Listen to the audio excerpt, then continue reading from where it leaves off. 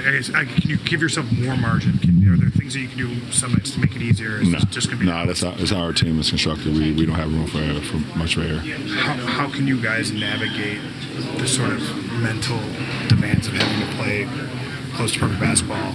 We don't have a choice. I mean, that's the way our team is constructed. We have to play close to perfect basketball. All right, so that was a clip from LeBron James post-game talking about the Lakers and how their roster is constructed. Now, most people are going to hear those comments and say the same thing. Here goes LeBron again. He's asking for help. He does this every single year. Anytime his team's not good, he tries to blame somebody, whether it's the coach, one of the players, the GM, whoever. He needs a scapegoat. It's never his fault. He's scared of competition.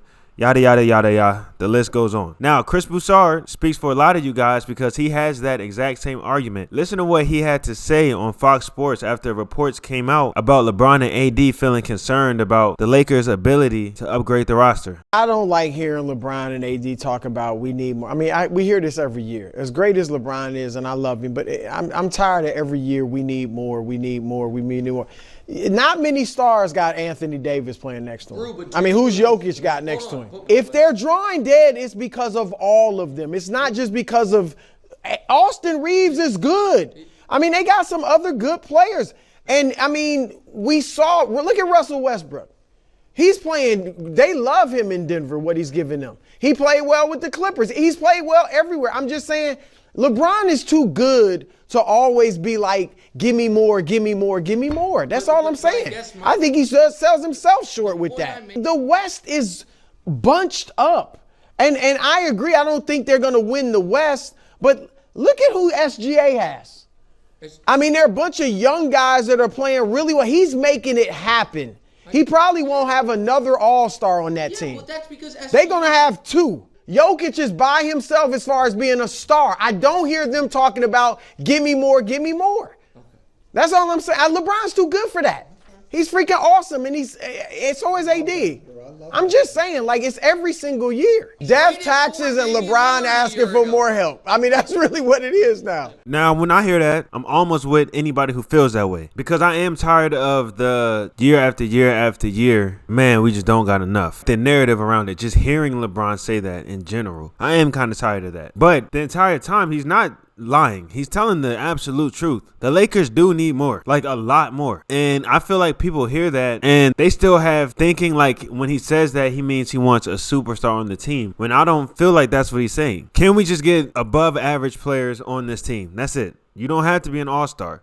Like Chris Broussard in there, he's talking about the other teams where he's talking about the OKC Thunder and Shai Gilgeous doesn't need like who's on his team. That team is really good. Position by position, they have above average players. You think about who the Lakers have for help. We got Gabe Vincent, no. Cam Reddish, no. Vanderbilt can play one side of the ball. Like that's the thing with the Lakers. The Lakers have a bunch of players who can only play on one side of the ball. You think about all the teams that win, they have above average guys on both ends on the court. Look at the Celtics. Not a bunch of all-stars on that team, but everybody's good. They got 3 Olympians. Should have had 4. Look at the Cavaliers. I'm not sure how many guys will actually make the all-star team. A lot of good talent, especially in that starting 5. Very talented team. The Nuggets, when they won championships and even just the years when they're good, not a lot of all-stars, but everybody on that roster is good. The Lakers cannot say the same. Anthony Davis, even after that, right? When the interview with Shams, when they asked him about the roster and how he feels about the team, first thing Anthony Davis says is, we need a big man so I can go back to playing 4. Anthony Davis, how many times have you heard him say that? I've heard Anthony Davis say that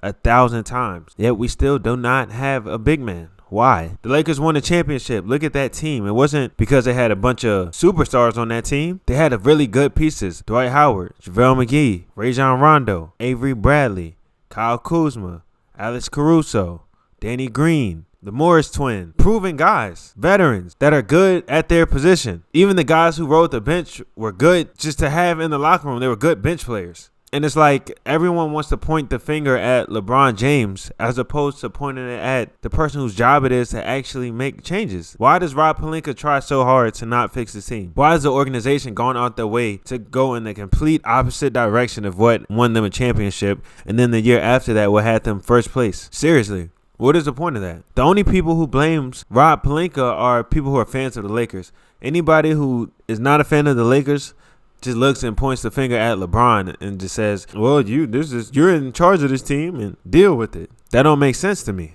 So it's like when I hear people talk about things that the Lakers can do to fix the roster, right? You'll only hear people talk about trades for a single player. Like one player is going to come on this team and fix it, when that's not the case. I was listening to Gil's Arena, and Rashad McCants finally says something that I agree with. If you watch that show, he's on there strictly to upset people. He can get people emotionally attached because he says the most random stuff. But he actually said something I agree with about just the whole Big Three era where you're just chasing superstars and trying to make a superstar fit, which Rob Pelinka did try with Russell Westbrook. Listen to what he had to say about that. It's confusing to me right now what win now means, because everyone seems to be in the last 5 years making moves to win now, and nobody's winning now. Nobody's been winning now. Except for the Celtics. Except for the teams that's been around together long enough to understand each other. It's a social media league. Kawhi, James Harden, Paul George. Right away, as soon as they got them three, we like, yo, Paul George is on a whole nother team now. $50 million a year. We did hear that. Come on, man. Man, you know what I'm saying? This is the kind of league we got now where this is what we watching. All the real vets are supposed to be holding it down, moving around, trying to figure out where they can be called the Big Three. See, that I agree with. And to his point, the last team to make a move and win now was the 2020 Lakers. Made a move, got AD, won a championship, but clearly the way that roster was constructed to the Lakers organization was a mistake. They were just trying to scramble and put pieces together, not knowing they built a perfect team. Their whole mindset was, all right, once the season's over, we're going to take all these extra players, we're going to get rid of them so that we can bring in another star, and now we're going to be unbeatable. When basketball don't work like that. That needs to be updated in the NBA.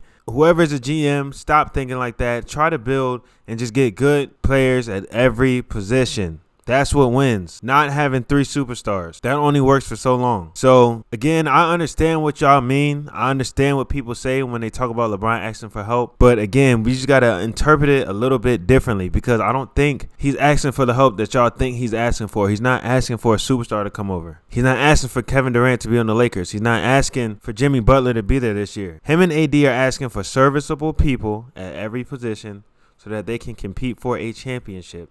Because, again, you're paying LeBron James all of that money.